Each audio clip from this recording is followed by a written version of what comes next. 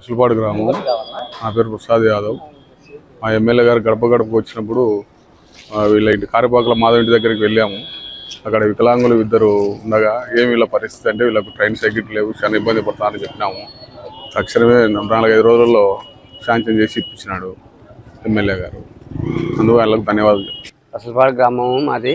మా నాయన పేరు కారిపాకల మాధవ. ఎమ్మెల్యే గడప గడప మీటింగ్ వచ్చింటే మా అమ్మ వాళ్ళు అందరు కలిసి అడిగింటే ప్రెసిడెంట్ని ఎమ్మెల్యే వీల్ చైర్ కావాలని మా 2 తమ్ముళ్ళకి ఇప్పించినారు. మా ఇంట్లో 3 వికలాంగులం అయితే 2 తమ్ముళ్ళకి ఇచ్చినారు. ఎమ్మెల్యే గారికి మా యొక్క ధన్యవాదాలు.